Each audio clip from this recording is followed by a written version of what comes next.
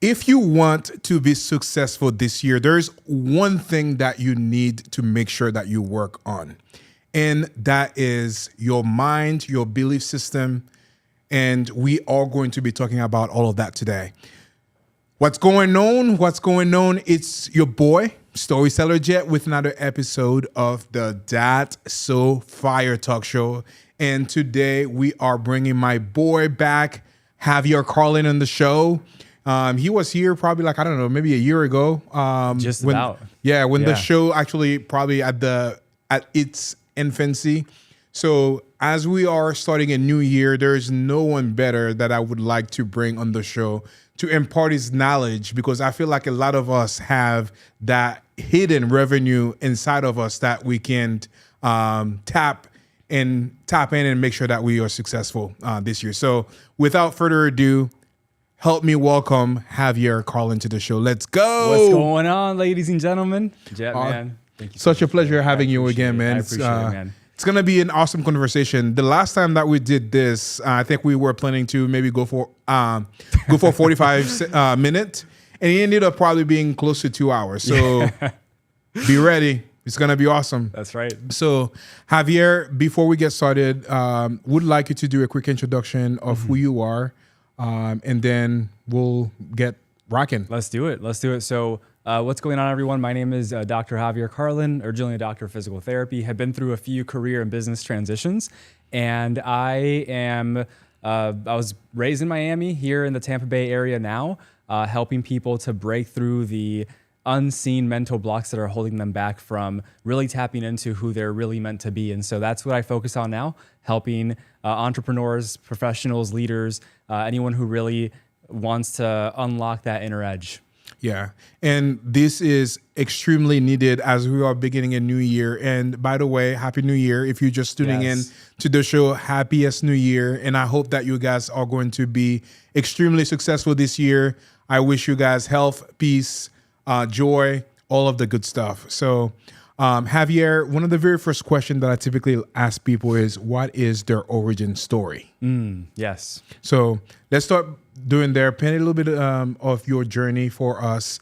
How did you get started? Like maybe we can even go back all the way to your physical therapy days as well and start there. Yeah. So a bit of a background. So I invested over $100,000 going into a career that I, after about 3 years, decided I was not going to stick with.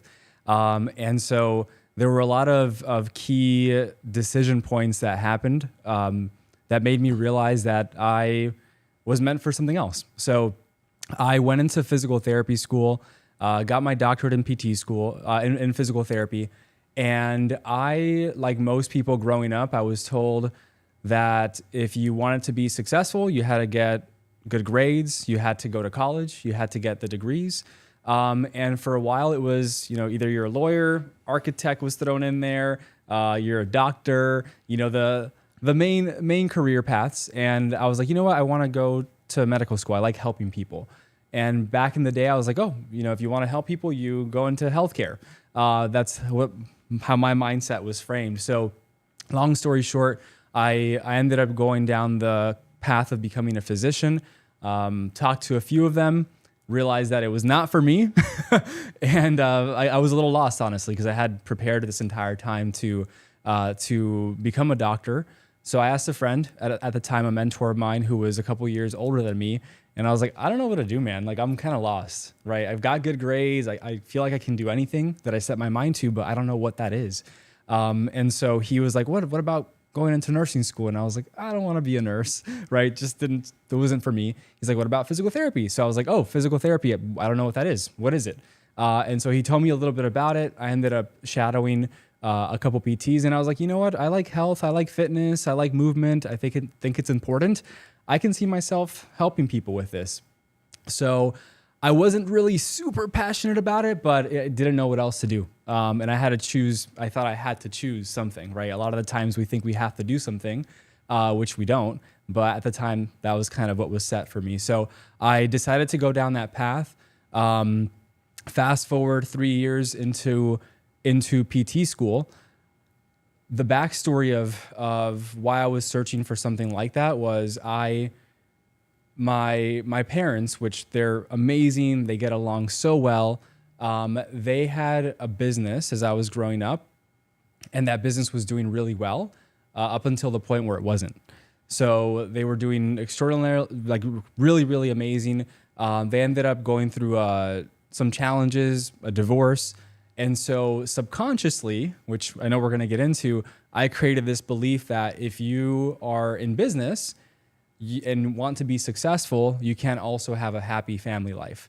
And so I did everything I could to not go down that same path that my parents did. So I was like, well, I need to do the opposite. I need to find that safe, secure, steady job with a good, decent paycheck. And that's what I Googled, right?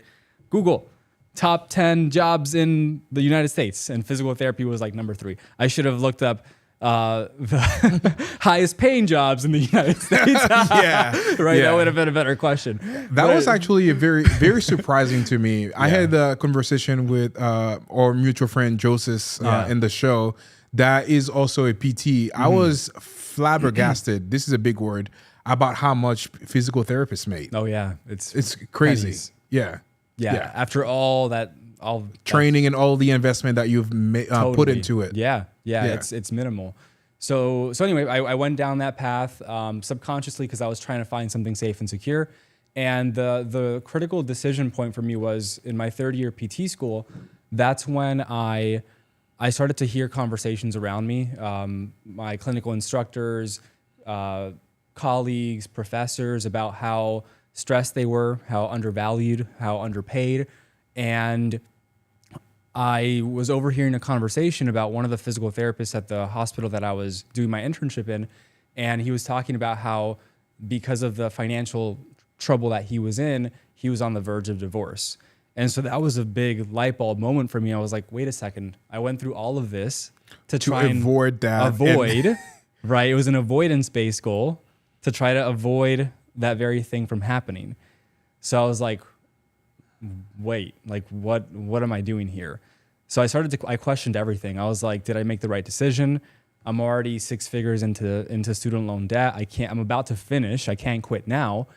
But it got me really, really reconsidering my entire life at that point. So I was driving back home from the hospital that day, and I was listening to a podcast by someone else that you've interviewed, Greg Todd. Yeah, he's awesome. Shout out Greg Todd. Let's go. Greg Todd in the house. So he was my first business mentor, and I was listening to his podcast that at the time was called The Hunt for Greatness and no longer exists. And he said something that really stuck with me. He said, don't follow the herd, for the herd will lead you straight to the slaughterhouse. And I think I had mentioned this before, right? And so he said, don't follow the herd, for they'll lead you straight to the slaughterhouse. And at first I was like, damn, that's a little bit like a visual painting, pretty intense. But I took a step back and reflected on it. And he was saying, if you do what everyone else is doing, you're going to get what everyone else is getting. And at that time, I saw what that profession was getting and doing. And I was like, I don't want any part of that. So I'm going to have to do something different. And that's when I saw him and the lifestyle that he was living. Yes, a physical therapist, but also in business and seemingly online, right? Because there's a lot of people that we see online that they portray what you want them to see. But for him, I saw he was also very family oriented. So my belief now that I had about you can't be successful and have a happy family life started to get a little bit loosened up a bit, right? Because I saw him successful and also happy family. And I was like, wait a second, he's got something that I thought was impossible. And my belief started to shift. So immediately I was like, I need to learn from him because he seems to have everything figured out, right? And so that was a very pivotal moment where I made a decision as a student with no money because I wasn't able to work, 6 figures in debt to invest in my first business mentor while still in school, which I got very ridiculed and laughed at and shamed by a lot of people in my life during that time because they were like, what are you doing, you idiot? Spending money you don't have to invest in. You can't even start your own business yet. You're still a student. Yeah. Right. Were the type of conversations that I was having. So much so, and I'll pause here, that I got the superlative for most likely to drink the Kool-Aid. Wow. Yeah. Literally in front of hundreds of students and parents, which it was meant to be funny, but it definitely struck a chord. Yeah. You know? For sure. So that's kind of the critical point for me where I decided I needed to do something different and go a different path and start this journey of entrepreneurship. Man, that is quite a journey over here. And with a bunch of different lessons that you've learned along the way. One thing that you just mentioned, and I feel like we should talk a little bit about it, about that advice that you received from Greg Todd. That was super deep, and I would like you to repeat that again, and also kind of share a little bit about that. Why is it so important to not follow what other people are doing? Yeah. It's so important to not follow what other people are doing, especially if they don't have what you want. If they don't have what you want, whether it's in their financial world, if they don't have what you want in their relationships, in their family life, in any area of life, if you're listening to people who think a certain way and might even say the right things, but their actions and the results that they have aren't what you want, why listen to them? And we all fall into that trap at some point in our lives, because whether it's a family member, an authority, someone that we respect or we're trained to respect, which is a whole nother conversation, it is so key. And the reality is that 99% of the planet, right? That's why they call it the top 1%, is not living the life that you want to live. Yet we listen to the 99% because of the bias of hey, there's more people that believe this thing, so maybe if I believe that too, then I'll be safe and I'll be okay because everyone else believes that as well. But if we're talking about success, it doesn't even have to be financially, but success in any area of life, there's always a very small percentage of people who are truly happy, successful, and fulfilled. Again, whether it's in their business, whether it's in their relationship, very small percentage of people, but we listen to everyone else who's not. Yeah. So I think that's one of the main reasons why it's so important to not follow the herd. And essentially, if everyone's going left, you go right. Yeah, because if you follow the herd, that's going to lead you straight to the slaughterhouse. Straight to the slaughterhouse. Yeah, exactly. Yes. Yeah. So obviously, Greg, shout out to Greg. And it was a fantastic conversation that I had with him when he was on the show. He's a fantastic coach. Mm-hmm. Why do you believe it's so important to invest in the right coach? Yeah, investing in, and just for context, I've invested hundreds of thousands of dollars into different coaching masterminds, networks, and investing in the right coach is so key, because I'll give you an example, right? For if you're watching this right now, just go ahead and like just raise your hand, right? Now, go ahead and raise it even higher. You'll notice that the first time you raised your hand, you didn't raise it, you had more inside of you. But until someone calls you out and points that out for you, you don't really reach your full potential. So having a coach allows you to, number one, be aware of your blind spots, right? They're able to see from a different perspective things that you cannot see and point out and call you out when you're doing something that maybe long-term isn't going to get you where you want to go. So hiring a coach is key. Your question was hiring the right coach. Here's a big lesson that I learned that it was at the time a mistake, right? Now it's a lesson. I've hired coaches before that were super successful financially, and they were very business savvy, but their relationship with their significant other was trash. Their physical health was garbage. They weren't taking care of themselves anywhere else but their business. And consciously, I was like, you know what? It's okay. I'm just going to learn about this area that they're really good at, and I'm going to just ignore everything else. There's a study where they put these heart cells in a petri dish, and these heart cells in this dish, they're all beating at different heartbeats, right? What happens is after a few minutes, they all sync up to one heart cell. And what they found was the owner of that heart cell was the person who was the most congruent, the most certain, the most confident, the strongest beating heart cell, the strongest human with the strongest mind. And they all synced up to that person who had the most influence. So we concluded that the energy in a room and the environment you're in affects you at the cellular level. You can't avoid that. You can't escape it. Even if you're there and you stay in an environment for so long, even if you have the strongest beliefs, the strongest mindset, eventually over time, it'll start to tear you down. So what was happening was in that environment, I also started to notice that I was not as physically healthy as I was, right? All these other attributes that I that I was trying to avoid, I started to exhibit, and I was like, what's going on here? So when hiring the right coach, you not only want to see that they have their, let's say if it's a coach for your finances, right, or for your business, that they're not only successful in their business, but if you also value your family, your relationships, spirituality, and all the other components of what makes us, us, we need to make sure that their values in those areas of life are also in alignment with ours. Because even if we try to avoid adopting other areas that maybe aren't in harmony with what we want, we'll start to actually behave like they behave without even noticing it. That's such a great point. And I want to thank you for sharing that, because I feel like a lot of people probably would fall into that trap too, by just kind of following the wrong coach as well. A lot of people, they don't want to invest in a coach. What would you tell them? Man, so many things.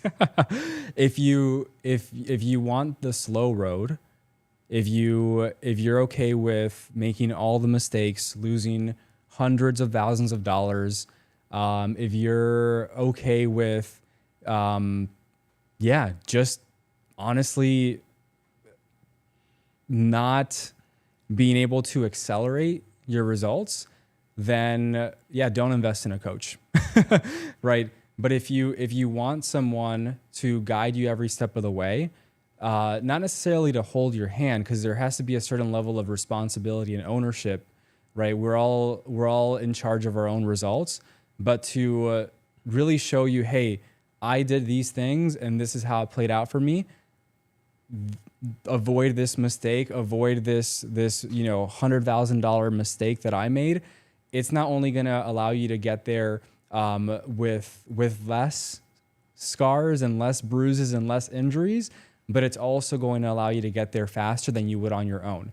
And if you look at the most successful people on the planet, right, in any area, you look at Tom Brady, you look at Tony Robbins, you look at presidents. They all had someone in their corner that was coaching them and helping them to see what they couldn't see on their own, their blind spots. So all of the most successful people on the planet have a coach. And if you're not Tony Robbins, if you're not Serena Williams, if you're not those people and you think you don't need one or that you benefit from one, like, you got to really look in the mirror and kind of drop the ego a little bit, because we all need coaches. We all need someone to support and guide us along the way. And as soon as we let go of the need to feel like we've got our shit together and we know more than everyone else, that's when the magic actually starts to happen, because we allow and we're able to learn more, receive more, and ultimately collapse timeframes, which is super important, because we only have one life, and as of right now, it's not that long, right? Yeah. The people say you hit 50, it's midlife. The average lifespan of a man is early 70s, mid 70s. Yeah. So midlife's at about 30 to 35. Yeah. So the time that we have here on this physical realm is pretty short, and time goes by very quickly. Yeah. So we want to make the most out of the time we have, and we can get there faster and enjoy life more if we have a coach to help us get there. Yeah. I'm so glad that you shared that. That was very impactful. And that takes me back to a conversation or a presentation that I've learned from Myron Golden recently. He's talking about like how he times travel, Okay, yeah. meaning it's not in the like, true sense of like, time traveling, but he's saying like if you're coming from the West Coast and going to the East Coast, there's like three ways that you can make that trip. You can either get like a chariot or like a donkey and ride it from there Yes. to there. The second way is, jumping in the car and just drive, the whole way. And then the last one is to take an airplane from that location to that location. Yeah. If you take the donkey from West Coast to East Coast, it's going to take you like 6 months to get there. Yeah. If you take the car, maybe like 2 days. And if you take the airplane, Yeah. hours. Totally. So I love this concept. I got Yeah. it. I'm already got, yeah. so like for those people that Yeah. like take the donkey, now you get there for 6 months. If you had something to accomplish in 6 months, you now have like maybe an hour or two to live that time in in the East Coast. If you take the car, if you drive the car, now you have like maybe 5 months and 25 days. But if you took the airplane there, now you get there in like 3 to 4 hours, however long that takes. Yeah. Now you have a whole 6 months of time that you buy back. Yes. That you can do more stuff and having more fun. So that was really cool. So that's huge, right? And I love that explanation because it shows it in something that we can all know and understand. There's also something that's called psychological distance. So you can collapse psychological timeframes based on. So I'll give you a personal example, right? And if my dad's watching, we had this conversation. I love you, Dad, right? But I'm going to give you a personal example of how, how we all say like, oh, if I only knew what I know now 5 years ago or 10 years ago, how much further would I be, right? The biggest problem that all of us have is the problem that we don't know we have. It's ignorance. And not because we're choosing to be ignorant, but just because for whatever reason we haven't learned a thing, we maybe heard it, but we weren't ready to receive it, right? So what happens is a belief that we have that we don't know we have can be extremely detrimental to us getting to where we want to go faster. So for example, when I was younger, I must have been maybe 7 or 8. My dad, I remember vividly, I was running away from him. I ran into my room. I remember it's like bright yellow room. I don't know why it was yellow. I don't even like that color that much.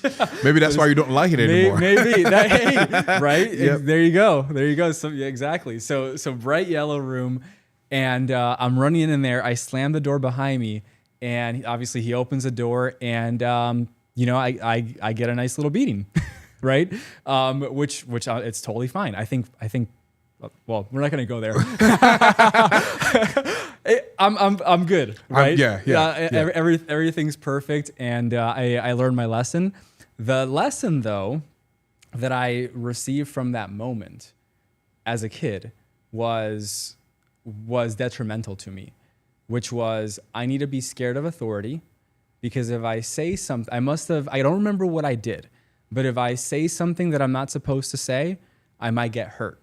If I do something I'm not supposed to do, I might get hurt, right? There was this fear that was instilled in me from that moment because I saw my dad as an authority, someone that I had to pay attention to and listen to, and I must have done something that he didn't like that put me in danger, right? So why does that matter? Well, if I take that belief into present, and this is a true story, right? Just a few, maybe even a year ago or 2 years ago, depending on the rooms that I was in, if I saw an authority figure or saw someone who I saw as more successful than me or, more capable than me or had something that I felt I didn't have, and I saw them and I put them on a pedestal, this is actually a big reason why a lot of people are scared of asking questions. I was the same way. Going through school, I never raised my hand because what if I say something stupid? Yeah. What if I say something that now everyone starts laughing at me or embarrassed by, or the professor says, whatever they would say, whatever story I was making up in my mind. But I would put these authorities on a pedestal And because I was subconsciously, I was scared that if I introduced myself to them, I did something or said something that they didn't agree with, subconsciously there was a fear there that I might get hurt, that I would be in danger. So I'd go to networking opportunities. I'd go to, different masterminds. And there were people there that if I had had conversations with, may have had some opportunities for me that would have accelerated my growth in some form, right? So if I have a potential mentor there who would have taken me on as a student, who said, hey, I have this, based on your skill set, I have this opportunity for you that could have resulted in connections, could have resulted in tens of millions of dollars in opportunity. But because of my belief that I need to respect authority and be careful around authority, otherwise I might get hurt, I didn't have that conversation. Doesn't that affect it affects my present behavior? A past situation affects my present behavior, and it affects my future as well. Yeah. I could be in a completely different place if I didn't have that belief 5 years ago. Yeah. Right? Now, what happened though is as I started to realize and do some of this work, which there's a lot of ways to go about this. I did some methods that didn't quite work for me, but once I figured out how to uncover this, number one, and shift it was really powerful. So I went back to that time and I received the lesson. The real lesson was I was a kid. I probably did something stupid that I wasn't supposed to do. My dad probably told me 100 times not to do it, and I probably did it anyway, right? Yep. And this is a story that it may be true or I might be making up, but the other story I made up too because I don't remember. Yeah. Right? So anything that we make up about a future outcome, anything that we think about a future outcome, we made up. So might as well make up empowering stories, right? So at that point, I can look back at that moment and be like, I did something that I wasn't supposed to. He probably told me 1,000 times. I did it anyway. I didn't listen to him. And at some point, he got to the point where he was like, I don't know how else to tell this kid to not do that because he's going to get hurt, that I'm going to have to show him in a different way, right?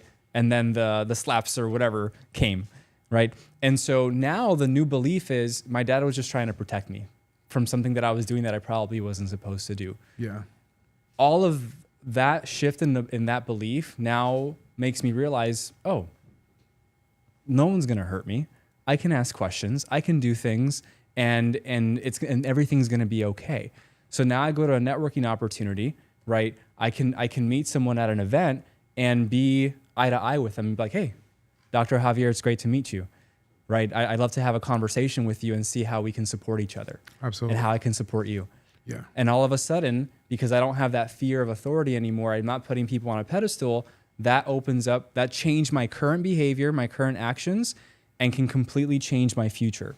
All because of that belief that I was holding on to. So to the point of time traveling and psychological distance, I could have collapsed 5 or 10 years of that if I would have taken care of that Sooner. 5 or 10 years ago. Yeah. And so my life could be completely different. So in a very real way, we can time travel if we take care of those things that are holding us back. Yeah. Does that make sense? That makes total sense. Yeah. 100%. I guess the follow-up question to that, do you have any exercise that somebody can do to help them uncover the things that are holding them back? Yeah. So honestly, the first step is always awareness and clarity. Awareness is kind of like having clarity is like going into a dark room, right? You're going into your house and everything, all the lights are shut off and it's pitch black, right? And let's say you leave the lights off for some reason, you're gonna bump into some things, right? You're gonna bump into the kitchen counter, you're gonna trip on something. You have a high chance of getting hurt when things are pitch black, you can't see anything. Having awareness is like turning on the lights. Everything's clear. You can clearly see where you're going. It's a lot safer that way, and you can make better decisions on where you're moving, right? So the first step to uncover what are some of the things that are holding you back is, number one, it's sitting down and creating the space for that. And a simple question, and I know this might sound a little woo-woo, is simply asking your subconscious mind, what beliefs are holding me back, right? What are some of the fears that I have that aren't serving me? If you have, and actually I can give this to everyone. I have a list of the top 33 money blocks that people have, the most common ones. And you may not have all of them, but if you have, let's say, a fear of if I'm too successful, people will attack me. So let's say that as an example, if you have a fear of if I'm too successful, people will attack me. Here's the interesting thing. Consciously, you might be like, no, that's stupid. It's not a conscious fear, though. It's a subconscious fear. So you would ask your subconscious mind, do I have a fear that if I become too successful, people will attack me? The first answer that comes to mind is the answer, right? So if you get a yes, intuitively, like we all have a voice inside of our heads, right? You know how sometimes we're going throughout our day and we're like, why did that random thought come up? Yeah. Right? We got to listen to it sometimes. And so you get the answer, and if you get a yes, that means you have it. If you get I don't know, it means you have it. If you get a no, I don't have that, and it's certain, then you don't, right? So you can actually pull up a list like that, go one by one, and start to realize which of these beliefs or fears do I have at the unconscious level. I guess that's the first step. Yeah. That's the first step. That means there's multiple more steps. There are more steps. Yeah. If you want to learn more about a lot more of those steps, go to Javier. And I can share a couple more if you want. Yeah. Actually, my follow-up question, Yeah. let's share a couple more steps. And then my follow-up question will be about some of the money blocks that people might have. Oh, yeah. So don't let me forget asking you that question Money because blocks, okay. people might kind of would like to learn a little bit about that. So, Yeah. so you just talked about step one. Yeah. What is step two? Yeah, great question. So, and before I go into step two, another way, if you don't have a list of like, hey, these are all the potential things that are holding me back, think about what your goal is. And then ask yourself, what's preventing you from hitting that goal? That's typically going to give you a lot of limiting beliefs as to what's holding you back from achieving the thing you want to achieve. If you're like, no, I can hit it easily and nothing comes up, cool, 10x the goal, right? If you want to make $1 million next year, go to 10, go to 100. And then what's preventing you from doing that? You'll eventually get there where you have all these reasons or beliefs for why you think you can't. Mm-hmm. That's a great place to start. So step two, once you figure out what those unconscious beliefs are, there are different techniques to do this. One of the easier ones that someone could do on their own is called reframing, right? So you start to look at, okay, let's say I have this belief of, let's go back to the one I mentioned, the fear of if I become too successful, people will attack me, okay? You ask your unconscious mind, why do I believe this? And then you'll get an answer. Well, I believe it because I saw someone on TV who was a CEO of a company, get XYZ, be attacked. Okay. Then you start to be like, okay, well, is that always true? Are there other people who are not successful who get attacked? Well, yeah. Okay. So it's not always true, that belief. So now we start to loosen some of those boundaries where for a thing to be true, it's always true. It's not like if a woman's pregnant, she's either pregnant or she's not pregnant. Yeah. Right? She's not like a little bit pregnant. Yeah. Right? 10% pregnant. 10% pregnant. Right? And so it's true or not. So as soon as we realize, it's not always true, well, it's not true. And that starts to loosen up that belief a little bit. Now we can start to look at, okay, well, why am I holding on to this? And what would happen if I didn't believe that? That could potentially destroy that old belief.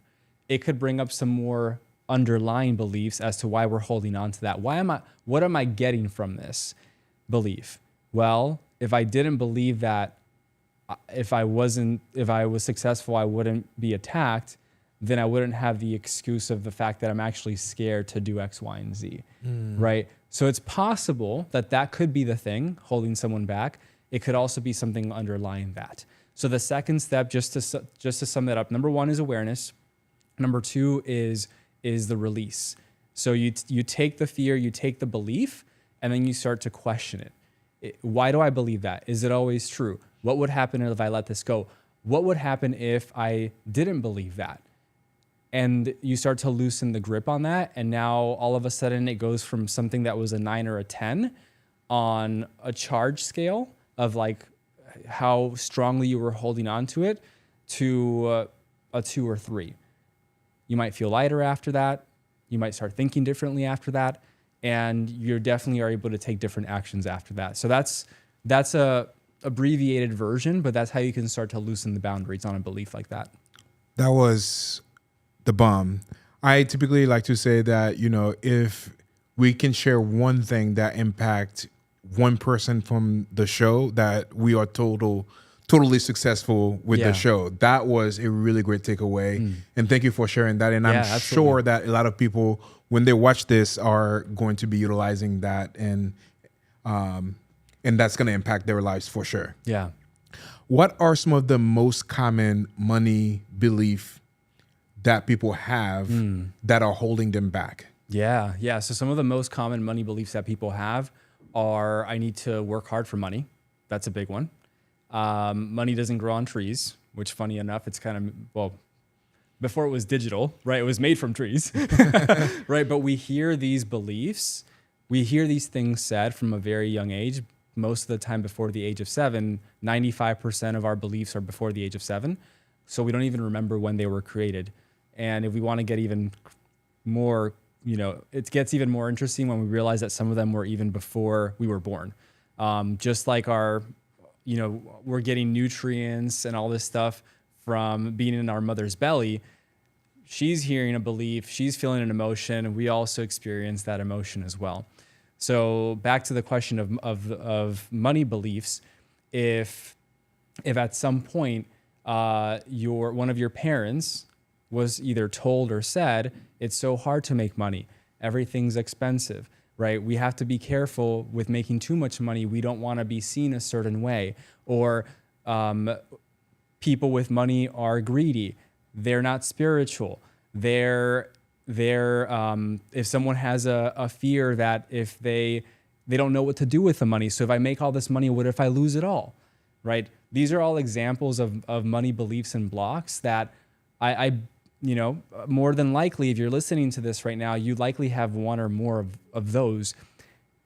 The crazy thing is, from my perspective, is if you have just one of those, it can totally derail your goals and ultimately your life. So there's an example one of my mentors gave me that is, if you're taking a flight from, we're here in Tampa, let's say to California, and the pilot is just 1% off course, he could be hundreds of miles away from the destination. So let's say you're going to San Diego, you land in Mexico instead. Right? I'm half Mexican. I love Mexico. So, right. And that'd be fine with me. I'm like, cool, we're in Mexico, right? Let's go. But the fact of the matter is that wasn't the goal. Mm-hmm. That wasn't the goal. Just 1% off, we're totally off course from the goal. If you have just one belief that isn't in alignment with your goal and it derails you, you don't hit your goal, right? So 1%, if you're not 100% in alignment, it equals 100% self-sabotage. Wow.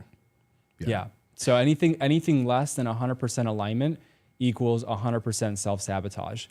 And so when I learned this myself, I was like, I need to figure out all the limiting beliefs, all the false identities, all the thought patterns that aren't mine to begin with. I need to figure out all of these as quickly as possible and get rid of them. Mm-hmm. Because if that belief that I shared earlier about the authority figures held me back for my entire life, and ever since I got rid of that, I've been able to progress faster than ever. I'm like, what else don't I know that's going on in here that I have to get rid of that's holding me back in some way? Yeah. And I don't want to say all this to scare you or be like, you've got to take care of it. Like, yeah, I do believe that.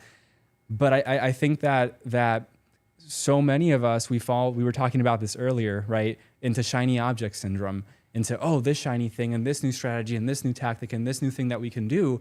And it ends up overwhelming us. And, months go by and we're like, man, I'm not any further than I was a year ago. Maybe a little bit, but it was kind of, we were being pulled in all these different directions. When every single time that I've tried to find an external thing to fix my life or make my life better, it always comes back to what was going on in here. Yeah. and the beliefs that I had about myself, other people, and the world around me. So it's like a foundation, right? A lot of people, when they're thinking about their future, they're designing their master bedroom. They've got the chandelier coming down, right? They've got the nice dressers, a big TV, and that's all great. But if you don't have the foundation, right, the foundation of the home, that's everything. Yeah. When the next like big storm comes, everything is going to crumble. Everything is crumbling. Yeah. Exactly. And that's the analogy is all the shiny stuff is all the shiny objects that we're shooting for, right? The strategies, the tactics, that's the nice designer, clothes or home. But again, if you don't have the foundation, which is boring, right? It's concrete. You don't do anything with it, but that's our mind is the foundation. Yeah. And then when you have a strong foundation, you can build up from there. Yeah. Do you have one or two strategies that you can quickly share to help people get rid of money blocks? Yeah, honestly, the same ones that I mentioned before. You want to, again, be number one, awareness, because if you don't know you have a money block, then you can't do anything with it, right? Number two is starting to question it. Is this true? What else can this mean? Do I know someone who, so for example, the money block of rich people are greedy. Do you know someone, is it possible that there's someone who's wealthy who is not greedy, who gives back? Do you know someone personally? Maybe you know someone who is a philanthropist. And now all of a sudden, again, you kind of start to loosen the boundaries on that belief. Now, the second thing though is, because a lot of people, they can get rid of those beliefs, but that's just the first requisite for change. So there's 4 requisites for change. What are some of those prerequisites for change? Yeah. So there are 4 requisites for change. The first one is getting rid of past baggage. This could be in the form of negative emotions that cloud our vision. This could be in the form of limiting beliefs. Internal conflicts. It's kind of like an internal tug of war where when you feel resistance, you're being pulled in different directions, right? A part of me wants this, a part of me wants that. We're literally internally, there's conflict there. We want to make sure that we get rid of that first. The second requisite for change is then creating a compelling future, which you can think of as goal setting. But the problem that a lot of people face when they're goal setting is they focus on the things that they want to have. I want this car, I want, this home, I want these vacations, which is fine, by the way. All of that's amazing. I desire to have those things as well. The challenge is people get to that point, very successful people get, and they have all the things, and they realize that they're not happy, they're not fulfilled. So then they start thinking, okay, well, I guess I got to do something different, right? I got to do a new business, I got to do a new person, I got to do new things. Right? Do new vacations. I got to start doing different activity, and that's going to make me happy. And then they do all these things, and they, again, are like, man, I'm still not fulfilled. Yeah. I thought this new relationship was going to be the thing. I thought this new career path was going to be what was going to make me truly fulfilled. The biggest piece that I personally was missing too was, who do you want to be? Who do you want to become? So when I'm working with clients now, it's not just, hey, what are the financial milestones that you want to hit? Who do you want to actually be in 10 years from now? Then what do you have to do to become that person? And what are the milestones along the way to get you there, right? So that's the second requisite for change, which is creating that compelling future. And I want to give you all a tip on how you can start to do that process, even in your mind. And so remind me to share that tip because I think it's super powerful. Okay. Requisite number 3 is taking purposeful action. So I'll give you an example. You can get rid of the beliefs and the baggage and the negative emotions around health and exercise. So let's say someone is a little overweight. They want to lose weight. They know exercise and nutrition is important, but they haven't gotten themselves to do it, right? You can get rid of all their beliefs about, well, if I'm overweight, then I'll be protected because whatever story comes up. But as soon as you get rid of the negative emotions and beliefs, the person's still overweight, yeah. Right? You can create a goal. I'm going to go to the gym. I'm going to lose 100 pounds. I'm going to do these things. You set the goal, but as soon as you finish setting the goal, guess what? You're still overweight, right? It doesn't melt away as soon as you set a goal. That'd be great. I'd be a billionaire. That would be a bill. Yeah. That's $1 billion, Big B, right? Big B. Big B, right? We got to figure out how to make that one happen, right? So the next thing is you got to take action. You still got to take purposeful action. And so a lot of people think that if they just think positive thoughts and, I'm positive all the time, that magically things will happen for me. It's a step, but it's actually requisite number 4. So taking purposeful action is number 3. Purposeful because how many of us, including myself, have taken action, execute on everything? We were, if you're an entrepreneur or a high achiever, you're really good at doing stuff. But how many of us do things and then don't really get the results to show for it, right? A year goes by and I did so many things, but what happened? Nothing really changed. Purposeful action is purposeful when it's aligned with our values, with who we're meant to be, what we're meant to do to get there, and then the milestones along the way. The 4th requisite for change is maintaining a positive focus, being present spiritually, mentally, emotionally, and physically. A lot of people, and again, when I say a lot of people, include me in there. I did this for a while because it was what I thought I had to do. We start at step number 4, which is maintain a positive focus, which is kind of like positive thinking, right? I'm confident, I'm successful, I'm a millionaire, I'm confident, I got this, right? You're the best.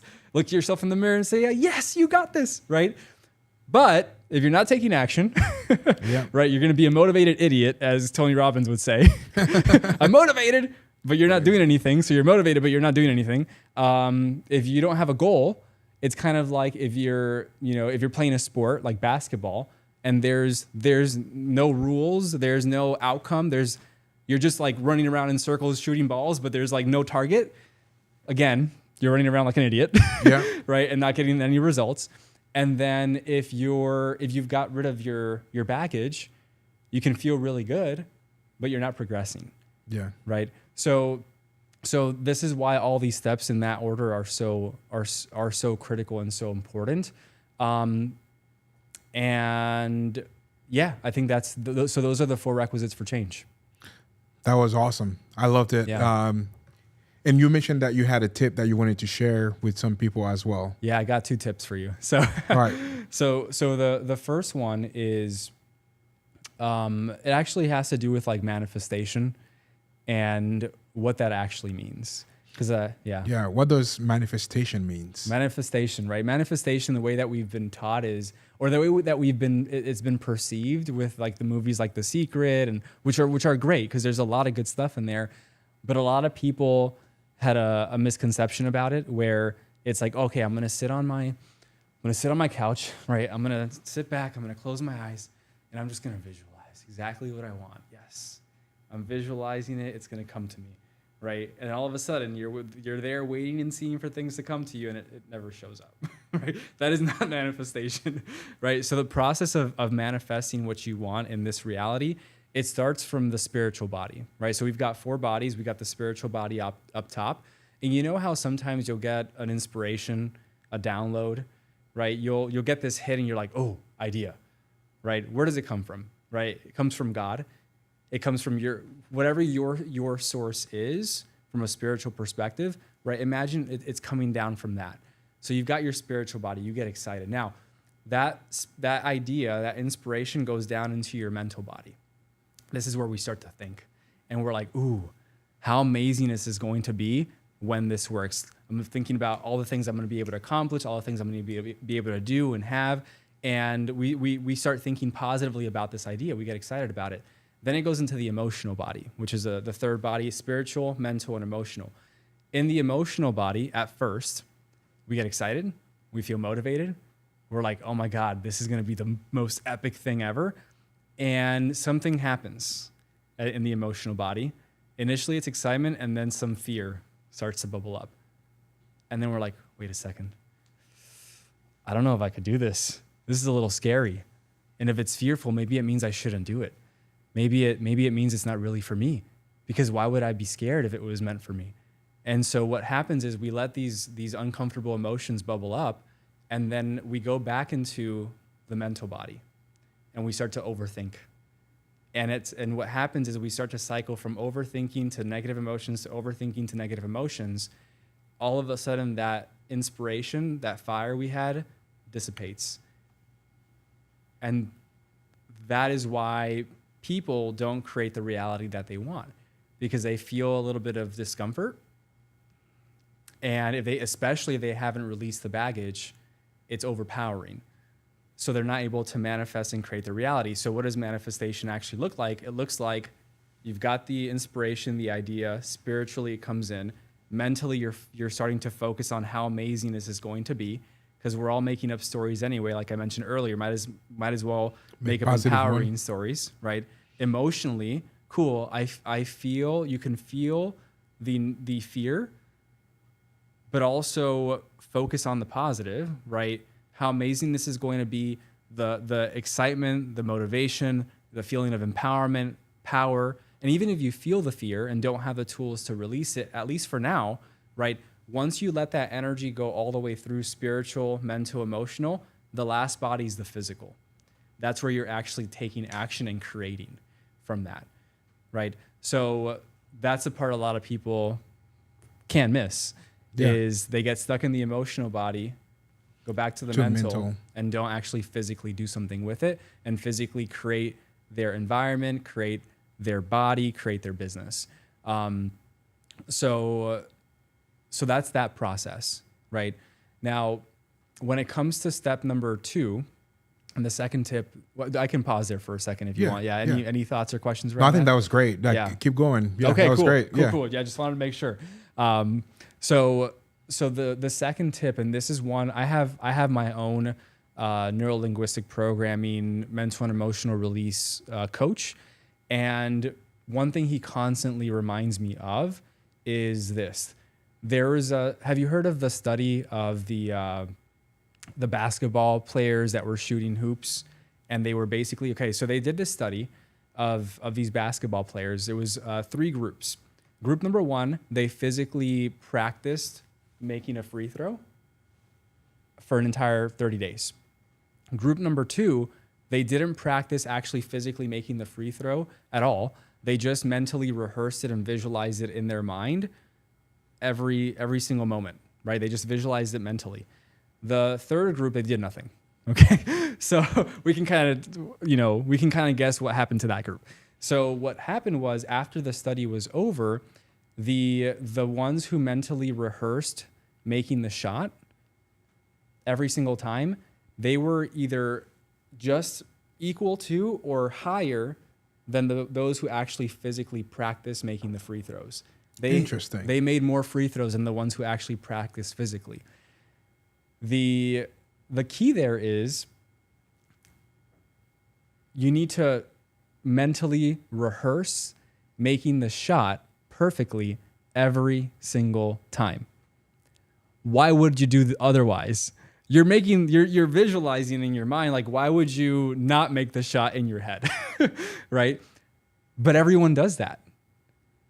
If we even think about what we're about to go into, right? We're thinking about, these are all the things that could go wrong.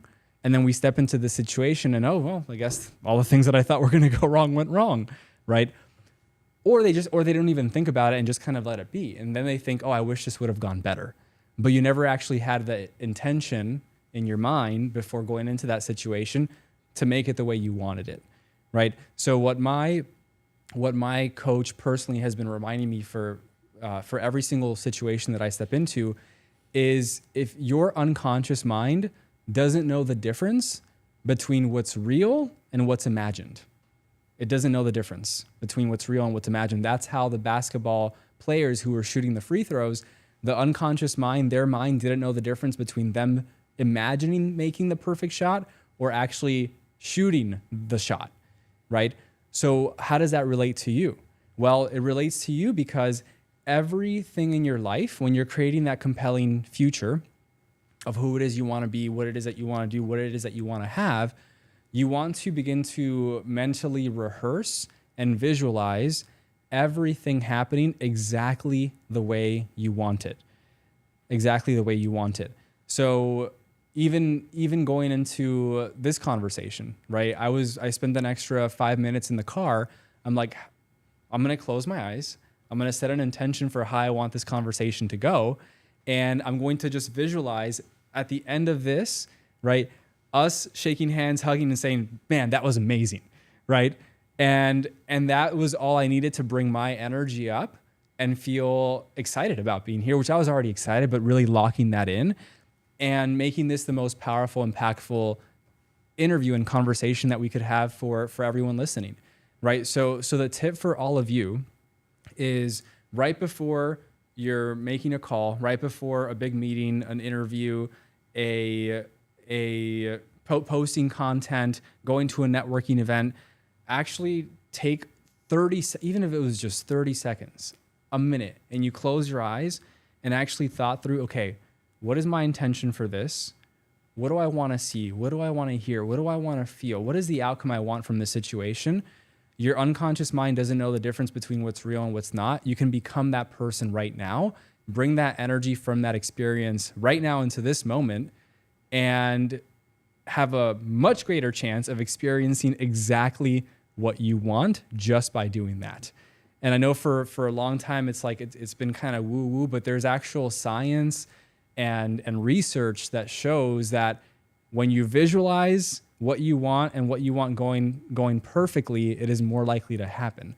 So if you have that tool at your disposal, it doesn't cost you anything. You can do it on your own. Why not use it? Absolutely. Right? Yeah, that was a really great takeaway from the show for sure. If you have any questions that you are like as you're watching this, and please feel free to add them. But I want you to check your phone to see if you were able to move that meeting because we have a few more minutes just in case we want to share a little bit more. If not, we'll close. But you are tuning into the That's So Fire talk show, and Dr. Javier has been dropping bombs over here. If you're just tuning in right now, I would highly encourage you to go and watch the show again later because he's provided a lot of really great tips and takeaway of things that you can learn to improve your 2026. Let's go. We're good. We're good. For how long? We got at least another 45 minutes. We're not at 45 minutes. Let's go. But cool. That's what I got. Yeah, awesome. We probably would not go for that long, but good to know. Yes.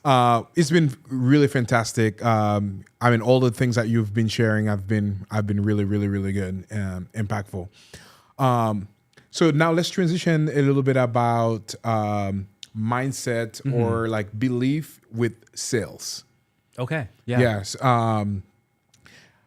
I think probably the biggest skills that anybody can learn is for them to be successful is how to be able to sell better. Yeah. What is the correlation between mindset, between mental blocks, with all of that, with actually becoming a better salesperson? Yeah, no, that's a great question. Just about everything, right? Because we've got so if we look at you're imagining an iceberg, and we've got the tip of the iceberg, which is like the 5%.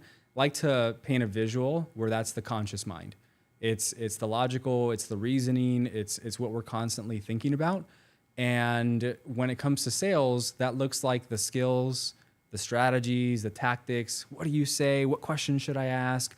It is the role playing, the objection handling. Yes, there's some repetition there, which helps to reinforce it. But why is it that two people can have the same script, the same resources, the same coaching, the same everything, and get completely different results, right? It's because of who they are and how they're thinking, their identity, their beliefs about themselves and what they're capable of, and how they behave and how they act. And not just that, because again, two people can take the same actions, but if they show up very differently, you can tell when someone's certain, confident, they know their stuff, they show up powerfully. And then you've got some people that can say the same words like, hey, Jet, how's it going, man? I'm doing okay. Versus, hey, Jet, how's it going, man? How are you? Yeah. Yeah, great day? Yeah. Awesome, man. So just that alone, which is subtle, completely changes the outcome of any conversation. So we've got the conscious mind, which is a 5%, the subconscious mind, which is the 95%, which is where we've been talking about, right? The thoughts, the beliefs, the identity, the values that someone has. And so when you're able to shift, again, how someone sees themselves, the beliefs that they have around money.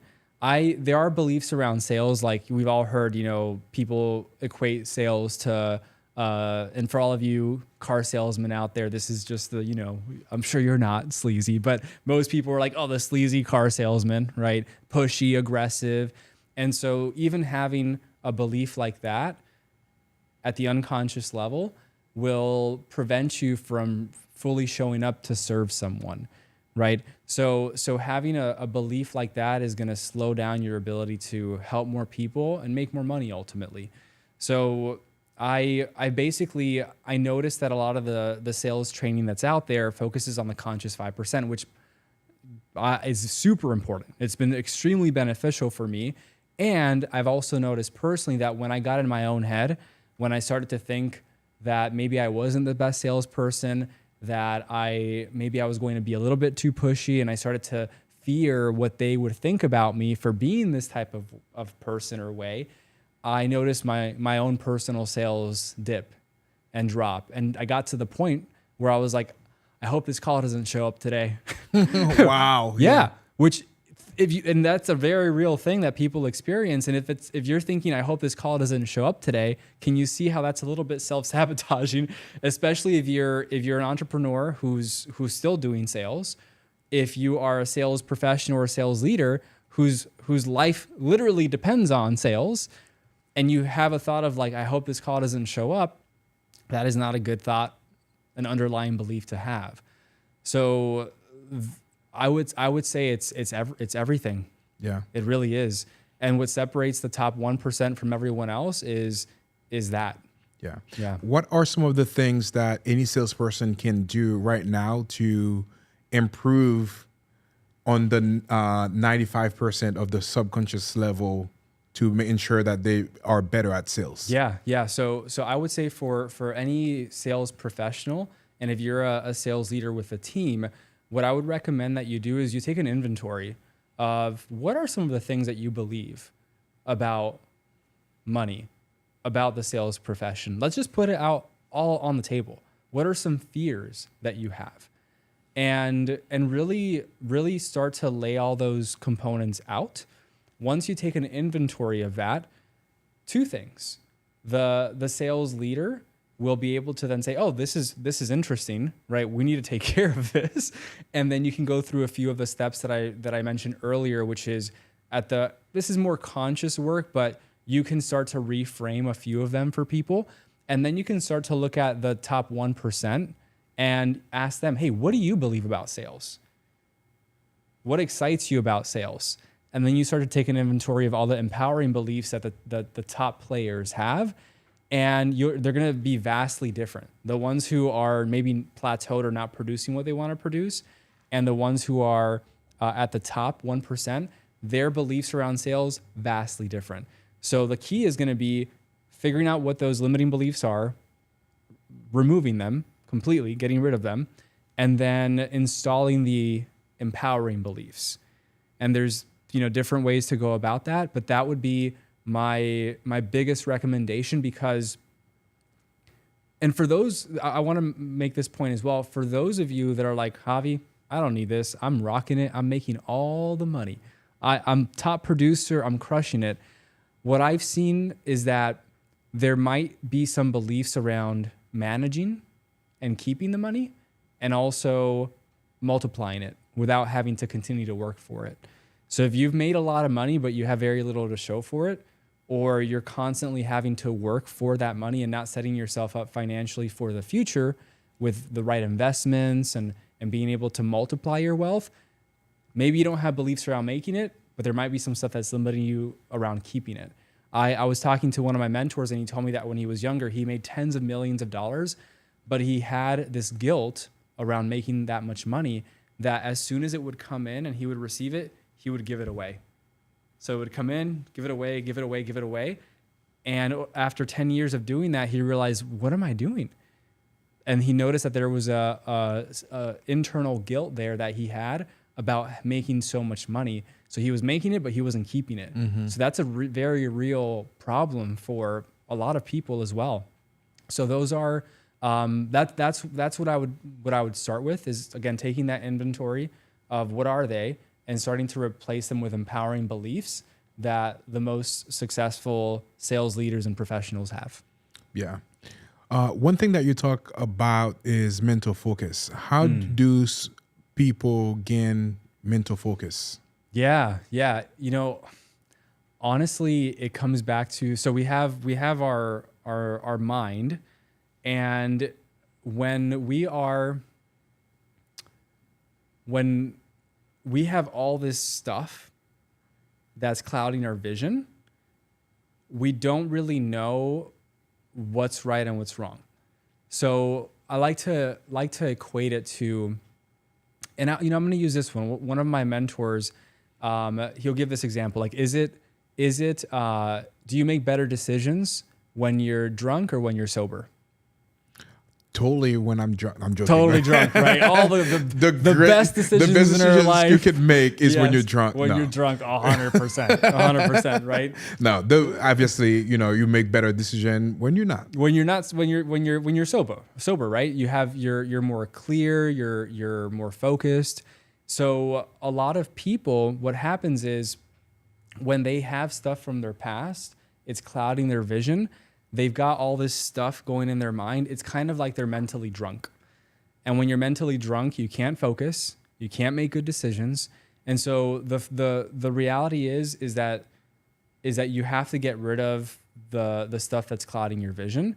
It could be anger, it could be resentment around people, it could be fears and insecurities, anxieties. All these major negative emotions definitely influence our ability to stay focused on one thing. I think the biggest piece though is, if you don't, going back to what we were talking about earlier about creating the compelling future, if you don't know who you want to become, focus, if focus is defined by what it is that we're doing and putting our time, energy, and attention into, if we don't have that North Star, that's where things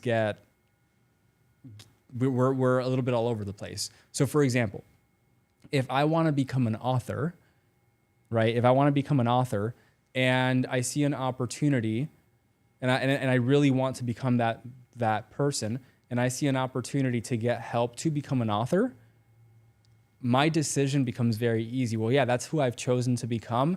In order to do that, I need to do the writing. I might need to hire a writing coach. Everything's going to allow me to focus to doing that, to become that type of person. If anything else, if I want to become an author and someone says, hey, I've got this amazing real estate opportunity, right? I've got some investments in crypto over here. Hey, you want to start an online coaching business? It should be an easy no, right? It should be an easy no, because no, I don't want to be that. So I'm not going to focus on any of those. I'm going to focus on writing a book, learning how to write, publishing a book, and going through that entire process. So I feel like a lot of the lack of mental clarity and focus that we have is because we haven't truly decided who it is that we want to be. Because when you know who you are and who you're becoming, everything else stems down from that, right? What you're doing to become that person becomes very clear. Decision making becomes a lot easier, a lot more simple. Instead of 1,000 things that you could be doing, maybe there's one or two, right? And so that would be one cure to focus. This is another. I think this would be valuable to share. I was studying. Do you know Dr. Benjamin Hardy? I love Dr. Benjamin Hardy. So good. I love his books. Yeah. Who Not How is one of my favorites. Yeah. Be Your Future Self is another great one. Yeah. He just came out with Scaling. Science too. of Scaling. Yeah. Really great books. If you want to grow this year, I would highly recommend it. Yes. Yeah. So on that note, right, he talks about creating that impossible goal. And so a goal, have a target. the way he frames it is make the goal feel impossible, because that's going to shift the decisions that you need to make to get there. So for example, right, if you want to double your business, the answer is probably going to be do more of what you were already doing and work harder, right? And there's going to be maybe 100 different ways to be able to do that. What he suggests is if you 10x the goal, if you're like, instead of doubling, let's say you were making 6 figures and want to make 200K, right? If you 10x the goal and now it's $1 million or 10 million, all of a sudden, everything that you would have done to get to double your income becomes irrelevant, right? So now you only have maybe 1 or 2 ways, a different pathway to get to 10. And so that's the only thing that you should be focusing on, is that very thing that's going to get you there. So it's a combination of figuring out who you want to be and what is the target, what's the goal to get there, and then only doing that. Yeah. Where it gets cloudy for people is we have all this stuff that we've been talking about that now they start thinking, well, I don't know if I could do that. Yeah. I don't know if I'm meant for that. I'm scared of even saying that, right? What is maybe there's a fear of, well, what would happen if I did get there, right? And so that's what we were alluding to earlier. If you don't think you have limiting beliefs, 10x your goal, and then ask yourself what's preventing you from getting there. Yeah. And then the limiting beliefs will come up. Yeah, for sure. Yeah. Talking about 10x, this is another book by Benjamin Hardy. 10x is easier than 2x. Oh, yes. So that's actually probably the book that were right before Science of Scaling. Yeah. Too, that he shared, and that was a pretty incredible book as well. When you were talking about that, I could hear him kind of saying all the stuff that you're saying as well, which is kind of was a little bit crazy. But one thing that you talk about a lot of the time is procrastination. Yeah. What are some of the ways that you will teach? What are some of the ways that people can beat procrastination?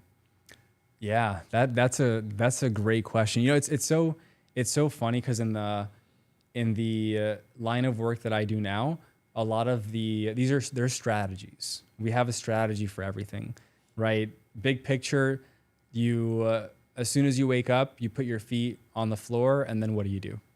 What do you do personally? That's a great question, but now I've changed a few things. Okay. But like before I even put my foot on the ground, I Yeah. make sure that like I even like read the Bible, doing some Okay. stuff like that. Cool. So I've changed that a little bit, but even before that, I would even look at my phone. Yeah. Before I put my foot on the floor. Okay.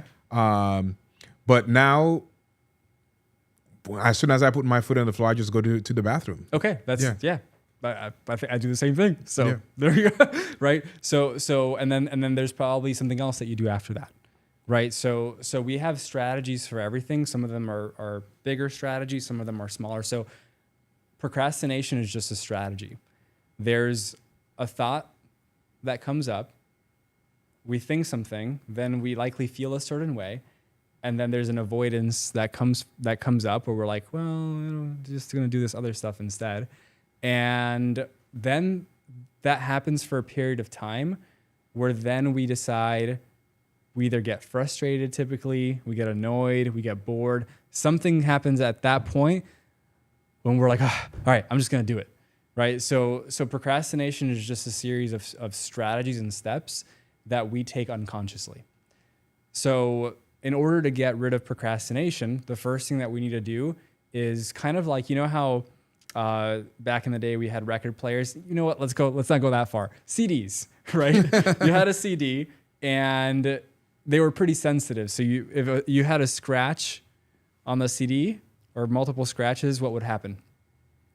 It's gonna probably get stuck. Yeah, it's gonna get stuck. Or there's gonna be like some weird sounds that's Weird being made. sound. It's not gonna work like it used to anymore, right? So with a strategy like procrastination, if you scratch the strategy up, just like you would a CD, now they can't run anymore, and then you have to install a new strategy. So when it comes to procrastination, and my challenge here is like, now how do I help you with getting rid of procrastination in 5 minutes or less, right? If you were here in person, I could help you. But that's what procrastination really is it's a simple strategy. So in order for you to figure this out on your own, you might want to just slow it down. It's like, before I procrastinate, right? What am I procrastinating on? What's the first thought that comes up when I think about that? What's the feeling that I feel? And what am I avoiding here? There's always something that we're avoiding. And it could, again, go back to maybe a fear, a limiting belief. Typically, those are always the things that surface back up and bubble up. And then what you can do is you can start to, again, why am I avoiding that? What's behind that avoidance? What is avoiding this getting me? There's a thing called secondary gain, where everything that we do, even if from the outside, it's not something that's getting us results or that we don't want to do, we're getting something from it. It's a protection mechanism. It could be comfort. A lot of the times when we procrastinate, it's to do something that brings us comfort. So when we're avoiding something, there's a benefit we're getting from it. So being clear on what the benefit is, right? And then also being clear on what's the drawback.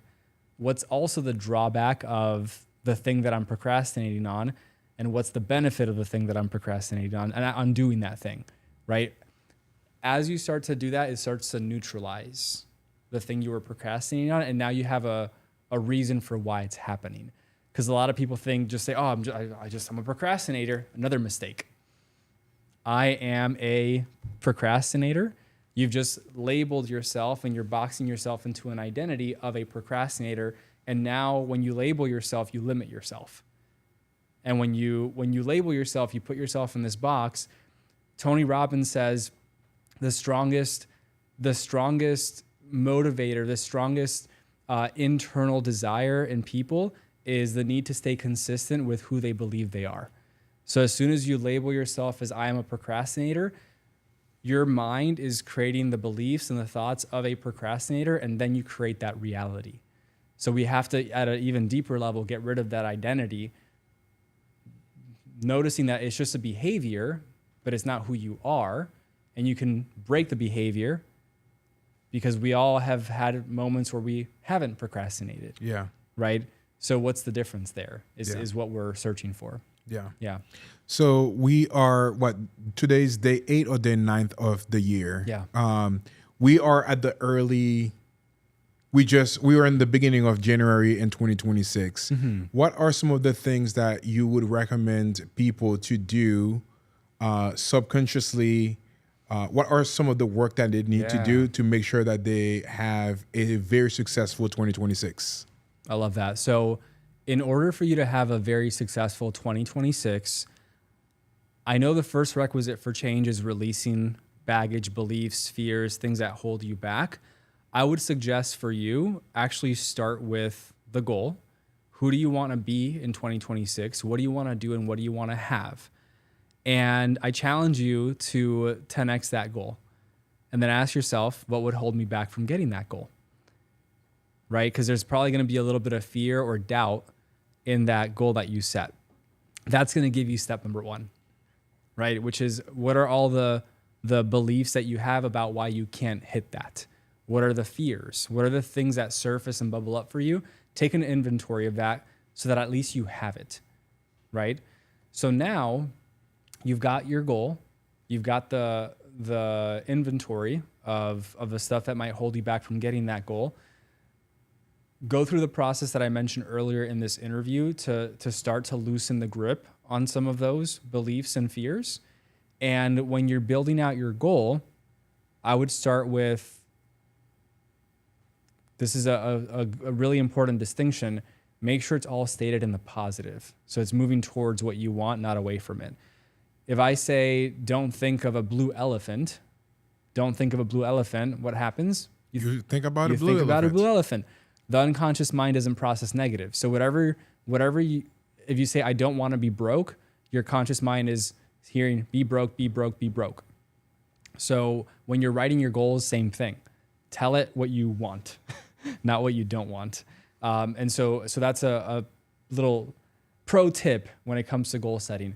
Then go through the mental visualization process that I outlined earlier. So think about who it is you want to be. Close your eyes and imagine everything that you just wrote down. Imagine being that person now. Feel the the energy, the emotions, the feelings. What do you see? What do you hear? What are you saying about yourself? What are other people saying about you? Do that for who you want to be, what it is that you're doing, and ultimately your end goal. Like, what is the tangible outcome that you want out of this year? Be your future self now. That's right. Benjamin Hardy, great book. Be your future self now. That is, a lot of these books are so good, and the piece that a lot of them miss is, how do you actually do it? Yeah. Right. So this is the process of how do you actually do it, and so that's where I would start.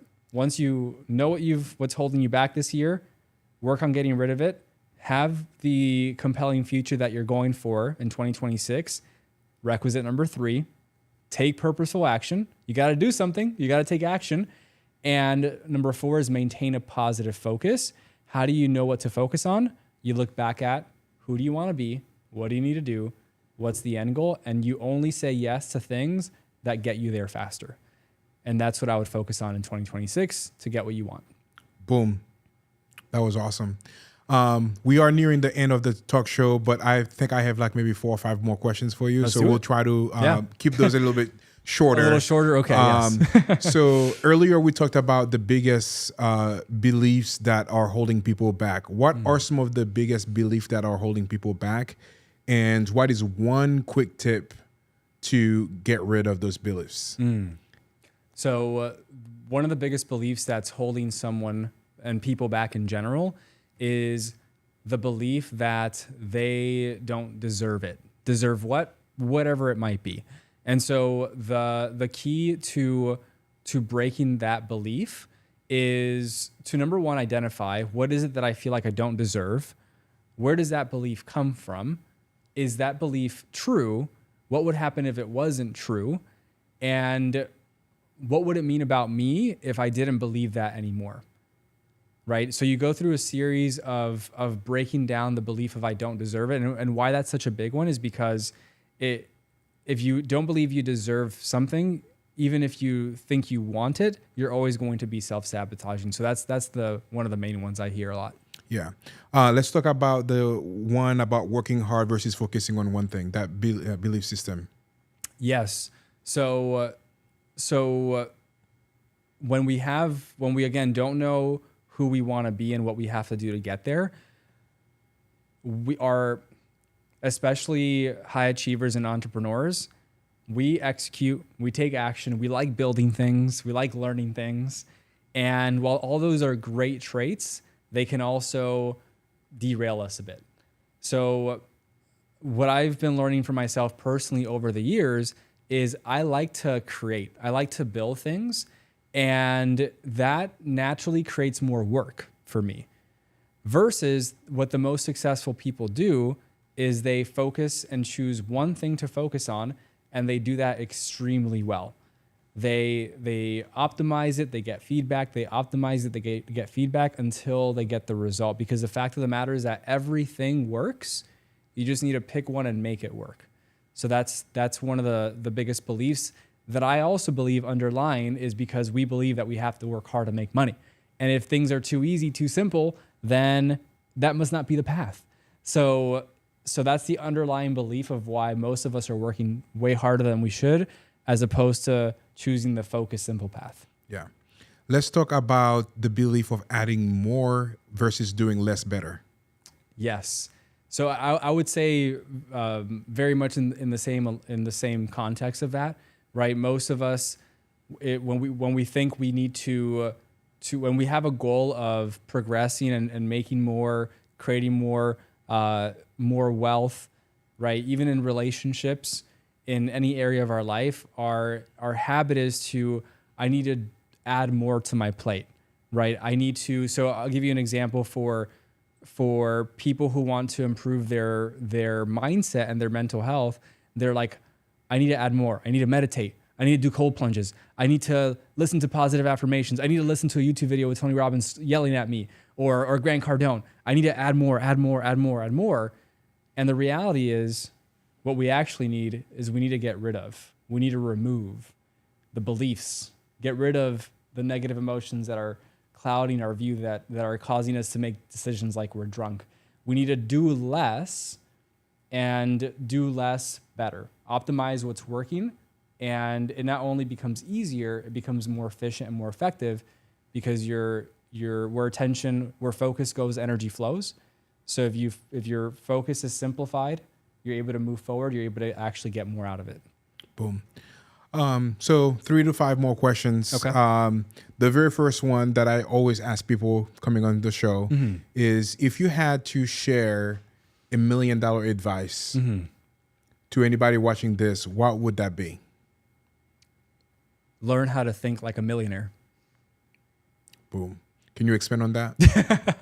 So $1 million advice, and you can ask any millionaire out there what they believe about wealth and money and success and finances. And what you'll find is that they all think a certain way.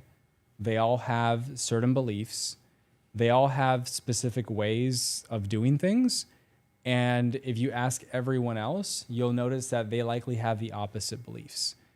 They likely, this is a common one, right? A lot of millionaires that I'm friends with, they actually don't believe in retirement. It's like not a thing, because they really love business. They really love what they do, and they love serving people. So one of their beliefs is if you're actually doing something that energizes you, that allows you to be a creator and be creative, then why would you ever want to stop? Warren Buffett is like 300 years old and he's still going, right? He's not stopping. And so that's one belief that most millionaires that I know and have spoken to, they don't have.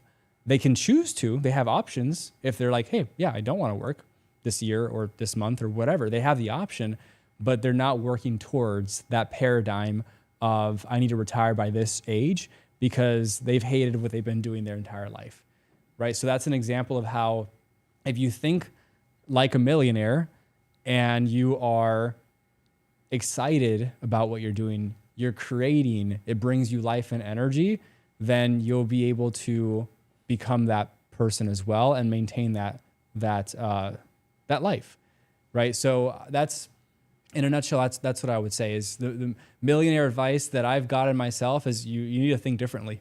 Yeah. Yeah. And I'm so glad that you said that, because that brought me back to something that your mentor has said on the show. When I asked him that question, what is your $1 million advice? He answered that, I wish I went broke sooner, which is completely opposite that anybody would think. Like what you just said, like people would think, millionaire think very differently about, that. When he said that, that kind of floored me, because everybody else is trying to avoid going broke. But that was the thing that helped him actually become a millionaire, because now when he lost everything, he realized that, okay, like my back isn't against the wall right now. Like I'm not dead. And he started kind of implementing other things. And that was the reason why that he got to become a millionaire. So his advice for that, I wish I went broke sooner, which I thought was that's a really that's an amazing perspective. And I want to be very clear. You don't need to go broke to be successful. Yes, 100%. Yeah, 100%. Because that could also be a belief that, and actually from personal, I was like, man, everyone who's super crazy successful, they have this crazy story of like living under a bridge and like losing everything. And I'm like, do I have to lose everything to be super successful? No. Which is also not a good belief to have. Yeah. Right. And so but I mean, that's powerful. That really is. That was kind of completely against from what I was expecting from him. Yeah. But I guess I think the limiting belief is kind of people are trying to hold on everything, and that is holding them back. That was the lesson that I got from it. Like they are like afraid that, okay, if I'm successful, if I make so much money, I'm going to lose all of it or anything like that. But when you remove that belief system saying like, okay, like I don't have anything to lose. Now that opens up, when you get rid of that belief, opens up for you to actually make more money. Yeah. Because Yeah, it's kind of like the example of dating, right? When you want the girl so bad, right? When you know going back to middle school, high school, you want this girl so bad, and she's like, get away from me, like she was nothing to do with you. That kind of like needy, wanting energy is a energy of lack and scarcity, and it actually repels the very thing that you want. Exactly. So the opposite is like, I'm good. I don't have anything to lose. Like it's all good. And all of a sudden things start coming, right? There's always that, the guy that like doesn't care and has like a flock of women going to him back in high school. Like we all knew that guy who like just, you know, Yeah, for sure. and it's the same way with money. Yeah. Yeah. Next question. If you had to go back to when you started your business, what advice would you have given to your younger self? Man, that's a great question. What advice would I have given to my younger self? Yeah,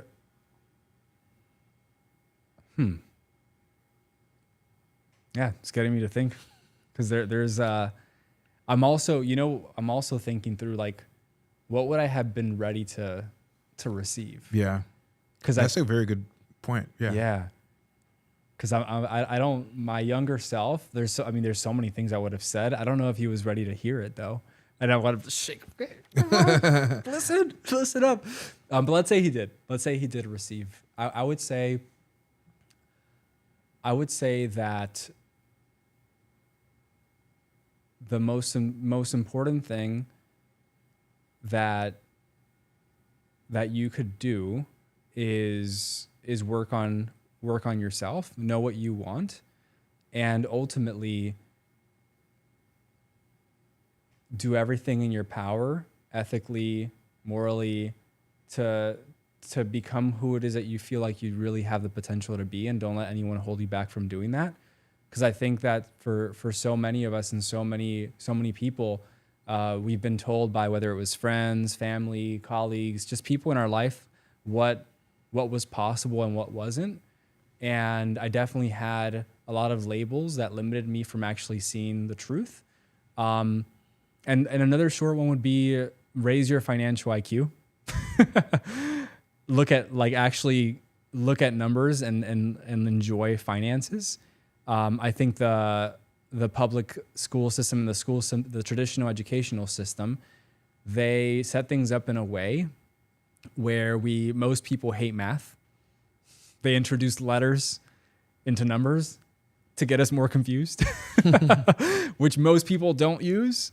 And we have like this strong negative reaction and rejection towards math and numbers. And honestly, I think it was kind of on purpose, because the dumber people are, the more they don't have control over their life and finances, the more they can be controlled. Yeah. So I would say be more financially literate. I think that would have solved a lot of the pains and financial heartaches that I had, and that I could have also possibly given to people in my life, parents, family members, to help them shift that.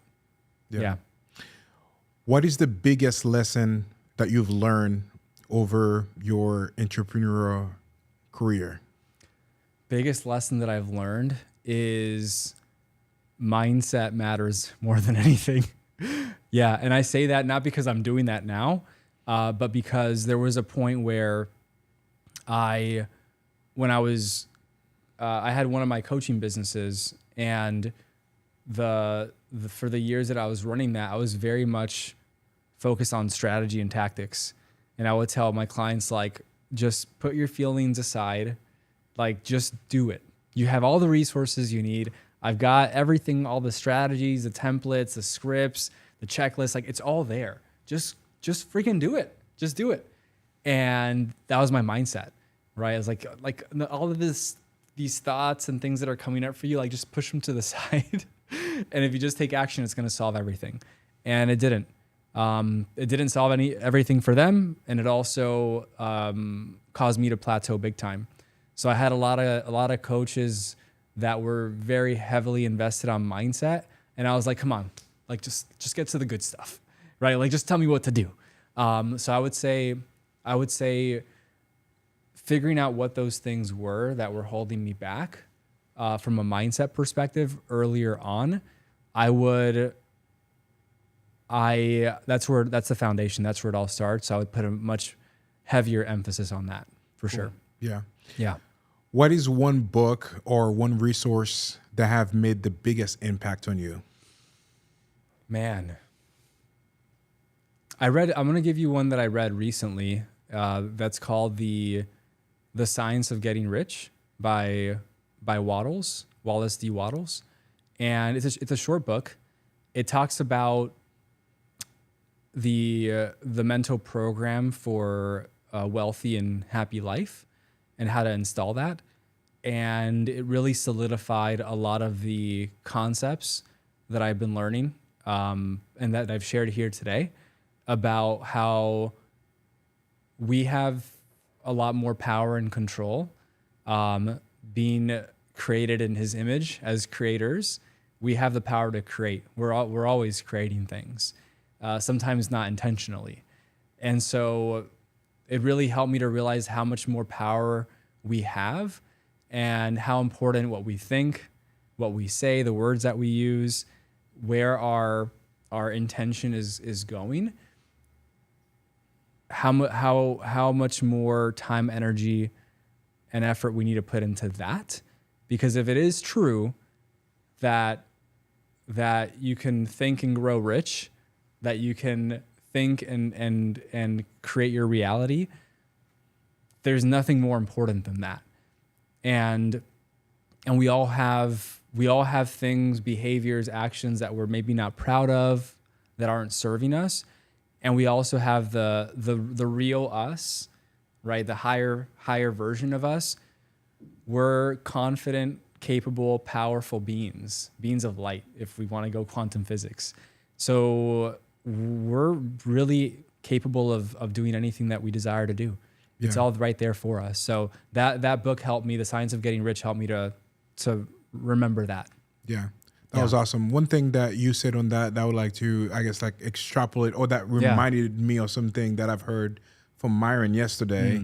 It's about God is very creative. And we, like the very first thing in the Bible, Genesis chapter 1, God is creating. He created the earth and he created the heavens.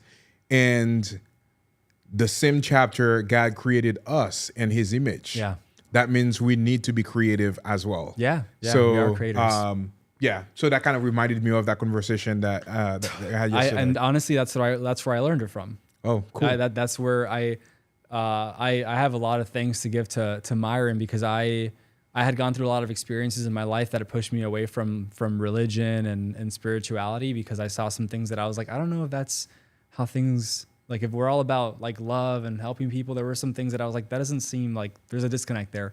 But he was one of the people that brought it back down to earth for me and connected the dots with something that I was passionate about or am passionate about in business and biblical principles from the Bible. I'm like, this makes sense.